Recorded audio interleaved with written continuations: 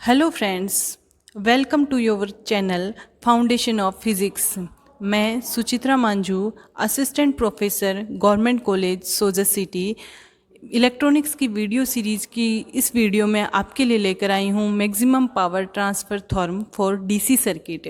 Maximum power transfer theorem DC और AC दोनों circuit के लिए है, लेकिन इस वीडियो में हम डीसी सर्किट में मैक्सिमम पावर ट्रांसफ़र थ्योरम के बारे में जानेंगे और आने वाले नेक्स्ट वीडियो में हम एसी सर्किट के में मैक्सिमम पावर ट्रांसफ़र थ्योरम के बारे में देखेंगे। तो इस वीडियो में हम स्टार्ट करते हैं डीसी सर्किट के लिए मैक्सिमम पावर ट्रांसफ़र थ्योरम।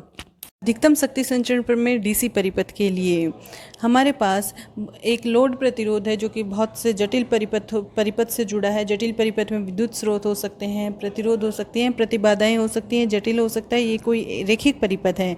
तो हमें अधिकतम शक्ति संचरण प्रमेय कहती है कि इस परिपथ द्वारा लोड को संचरित शक्ति का मान अधिकतम कब होता है, ये बताती है अधिकतम शक्ति संचरण प्रमेय। अधिकतम शक्ति संचरण प्रमेय का कथन कहता है किसी परिपथ में लोड को संचरित शक्ति का मान अधिकतम होता है यदि लोड प्रतिरोध तथा परिपथ का आंतरिक प्रतिरोध परस्पर बराबर हो। तो मतलब यदि लोड प्रतिरोध और परिपथ का जो आंतरिक प्रतिरोध है वो बराबर होंगे तो लोड को संचरित शक्ति का मान अधिकतम होगा, लोड में अधिकतम शक्ति का संचरण होगा। अगर हमारे पास कोई भी जटिल परिपथ दिया हुआ हो तो हम उसे थेवेनिन तुल्य परिपथ में कन्वर्ट कर सकते हैं, और थेवेनिन तुल्य परिपथ के साथ डील करना इजी होता है, इसलिए किसी भी जटिल परिपथ को हम थेवेनिन तुल्य परिपथ में कन्वर्ट कर सकते हैं। इसके लिए हम पिछले वीडियो में जान चुके हैं कि कैसे जटिल परिपथ को थेवेनिन तुल्य परिपथ में कन्वर्ट किया जाता है। अगर आपने अभी तक वीडियो नहीं देखा है तो प्लेलिस्ट में जाकर के उस वीडियो को देख सकते हैं। तो ये प्रमेय क्या कहती है कि अगर किसी भी जटिल परिपथ को हमने थेवेनिन तुल्य परिपथ में बदल लिया है तो इसका आंतरिक प्रतिरोध मतलब RTH का मान क्या होना चाहिए, RL के बराबर होना चाहिए। अगर ऐसा होता है तो लोड प्रतिरोध में संचयी शक्ति का मान अधिकतम होता है। अब अधिकतम शक्ति संचरण प्रमेय का सत्यापन देखते हैं। यहाँ पर देखिए थेवेनिन तुल्य परिपथ दिया गया है। तो परिपथ के लोड में प्रवाहित धारा, परिपथ के लोड में जो धारा प्रवाहित होगी वो क्या होगी, IL इज टू कितनी हो जाएगी, VTH अपॉन में प्रतिरोध। तो तुल्य प्रतिरोध कितना है, RTH प्लस RL। तो ये परिपथ के लोड में प्रवाहित धारा आ जाती है। और अगर हमें लोड को दी गई शक्ति का मान ज्ञात करना है तो शक्ति होती है धारा स्क्वायर इंटू R। तो यहाँ पे PL हो जाएगी IL स्क्वायर इंटू RL। तो ये लोड प्रतिरोध RL में को दी गई शक्ति की वैल्यू है। यहाँ पे हम IL की वैल्यू पहले से निकाल चुके हैं तो उसको यहाँ पुट कर देंगे तो हमारे पास PL कितना आ जाएगा, VTH अपॉन में RTH प्लस RL का होल स्क्वायर इंटू RL आ जाएगा। इसको थोड़ा सा और सॉल्व कर लेते हैं तो ये हो जाएगा VTH स्क्वायर RL अपॉन में RTH प्लस RL का होल स्क्वायर। तो ये लोड को दी गई शक्ति हो गई।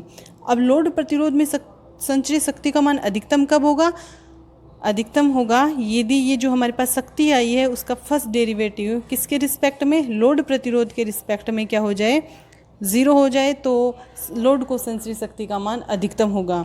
अब हमारे पास लोड को दी गई शक्ति आ गई है, उसका हम फर्स्ट डेरिवेटिव निकालेंगे और उसे 0 के इक्वल कर देंगे। तो देखिए यहाँ पर हमारे पास DPL अपॉन DL क्या हो जाएगा, VTH का होल स्क्वायर कॉन्स्टेंट है तो अपन यहाँ पे U अपॉन V वाला फॉर्मूला लगाएंगे। तो पहले V नीचे आ जाएगा V का होल स्क्वायर, तो RTH प्लस RL का होल स्क्वायर है तो इसका होल की पावर 4 हो जाएगा।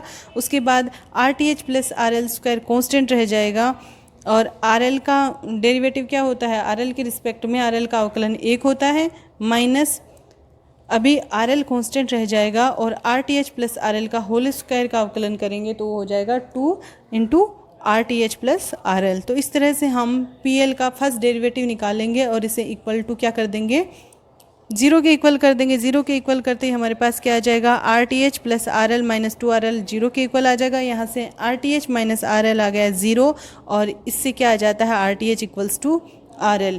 तो अधिकतम शक्ति संचरण प्रमेय इस तरह से सत्यापित होती है। हमसे यही कहा गया था कि हमें बताना है कि लोड प्रतिरोध में शक्ति का संचरण अधिकतम हो, ये हमें लेके चलना है और उसके लिए हमारे पास कंडीशन आनी चाहिए RTH is equals to RL, जो कि हमारे पास आ चुकी है।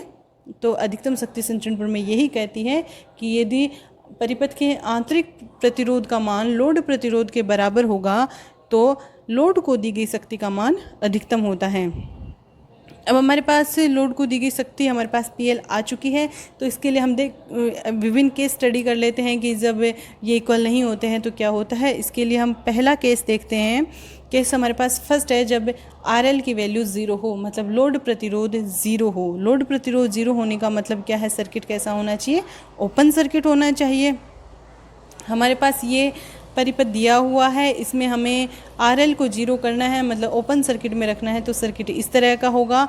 और हमारे पास अब हम देखेंगे कि लोड में संचित शक्ति PL की वैल्यू क्या है। तो PL इक्वल्स टू होता है IL² इंटू RL से। यहाँ पे देखिए ओपन सर्किट है, इसलिए लोड में बहने वाली धारा क्या है, 0 है। लोड में कोई धारा प्रवाहित नहीं हो रही, तो PL की वैल्यू कितनी आ जाएगी, 0। इस तरह से जब हमारे पास लोड प्रतिरोध RL 0 होता है तो PL की वैल्यू आती है 0। तो हमारे पास फर्स्ट केस आ चुका है। अब हम सेकंड केस को देखते हैं। हमारे पास सेकंड केस है जब RL क्या हो, इनफाइनाइट हो, मतलब प्रतिरोध का मान बहुत ज़्यादा हो, तो उस सर्किट को हम बोलते हैं क्लोज सर्किट में हमारे पास इस तरह का कुछ सर्किट आता है जिसमें लोड प्रतिरोध हट जाता है। अब यहाँ पर देखिए हमारे पास लोड को दी गई शक्ति की वैल्यू है PL equals to VTH upon में RTH प्लस RL का होल स्क्वायर इंटू RL। तो यहाँ पे आप देख सकते हैं कि RL की वैल्यू क्या है, RTH से बहुत ज़्यादा है, क्योंकि RL की वैल्यू क्या है, इनफाइनाइट RTH से बहुत ज़्यादा है, इसलिए RTH को हम क्या कर देंगे, नगण्य मान लेंगे। तो हमारे पास PL की वैल्यू कितनी आ जाएगी, VTH का होल स्क्वायर अपॉन में RL, क्योंकि नीचे RL का स्क्वायर है, इंटू में RL है, तो हमारे पास PL की वैल्यू आ जाएगी ये। अब यहाँ पे RL की वैल्यू इनफाइनाइट पुट करेंगे तो PL की वैल्यू कितनी आएगी, 0। तो इस तरह से जब RL हमारे पास इनफाइनाइट है तो भी हमारे पास PL की वैल्यू कितनी आती है, 0 आती है। मतलब RL जब 0 है तो भी हमारे पास PL 0 आता है, RL इनफाइनाइट है तो भी PL 0 आता है। RL लोड प्रतिरोध टेंस टू इनफाइनाइट है तो PL टेंस टू 0 आ जाएगा। अब हम थर्ड केस देख लेते हैं। हमारा थर्ड केस है जब RL लोड प्रतिरोध और RTH बराबर हो, मतलब हमारा जो परिपथ है उसका आंतरिक प्रतिरोध और लोड प्रतिरोध बराबर हो। तो ये हम देख चुके हैं, इसमें शक्ति का संचरण अधिकतम होता है। तो इसमें हमारे पास शक्ति है कितनी, PL equals to VTH upon RTH plus RL का होल स्क्वायर इंटू RL है। यहाँ पे हम RL इक्वल्स टू RTH रख देंगे तो PL इक्वल्स टू आ जाएगा VTH स्क्वायर अपॉन में 4RTH। तो ये हमारे पास शक्ति आ गई जब आंतरिक प्रतिरोध और लोड प्रतिरोध बराबर हैं। तो इस तरह से अगर हम इनपुट शक्ति का मान देखना चाहते हैं जो स्रोत के द्वारा दी जाती है, तो P इनपुट होगा VTH इंटू I। तो VTH की वैल्यू कितनी है, VTH है, I की वैल्यू है VTH अपॉन में 2RTH। VTH upon RTH plus RL है, RTH और RL बराबर हैं तो 2RTH हो जाएगा। इस तरह से P इनपुट हमारे पास आ जाएगा VTH का होल स्क्वायर अपॉन में 2RTH। और PL कितना आया है, VTH स्क्वायर अपॉन 4RTH। इस तरह से हमारा जो PL है उसकी वैल्यू आ जाएगी हमारे पास कितनी, P इन अपॉन में 2, क्योंकि RL और RTH जब बराबर होते हैं तो PL मैक्सिमम होता है और उसकी वैल्यू आई है P इनपुट की जो शक्ति है अपॉन में 2 आई है। तो अगर हम इसकी दक्षता निकालना चाहें तो हम इसकी दक्षता निकाल सकते हैं। ईटा की value PL upon P input is equals to हो जाएगा VTH square upon 4RTH divided by VTH square upon में 2RTH, और ये आ जाएगा 1/2, और 1/2 का मतलब होता है 50%। तो इसकी दक्षता होती है 50% की। अगर परिपथ का आंतरिक प्रतिरोध और लोड का प्रतिरोध बराबर होंगे तो शक्ति का संचरण अधिकतम होगा और 50% जो 50% शक्ति है वो हमारे लोड को दे दी जाएगी। इस तरह से हमारे पास RL 0 होने पर PL आया 0, RL के इनफाइनाइट होने पर PL की वैल्यू आई 0, और जब RL RTH के बराबर था तो हमारे पास PL आया मैक्सिमम और उसकी वैल्यू आई थी इनपुट का हाफ, मतलब 50%। तो अब हम अधिकतम शक्ति संचरण प्रमेय का ग्राफीय निरूपण देख लेते हैं। हमारे पास इस तरह का ग्राफ आता है जिसमें इसके एक्स एक्सिस पे लिया जाता है लोड प्रतिरोध RL, जिसके परिवर्तन से शक्ति के मतलब कितनी ज़्यादा शक्ति संचरित होती है लोड को, उसकी वैल्यू चेंज होती रहती है।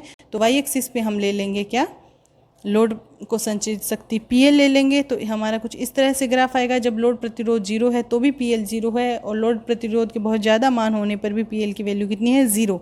लेकिन यहाँ देखिए टॉप पर आप देख रहे हैं टॉप पर वो पॉइंट है जहाँ पर RL और RTH बराबर है और इसमें शक्ति का जो संचरण है वो कितना होगा 50%। इस तरह से हम अधिकतम शक्ति संचरण प्रमेय का ग्राफीय निरूपण भी कर सकते हैं, ग्राफ में भी इसको प्रदर्शित कर सकते हैं।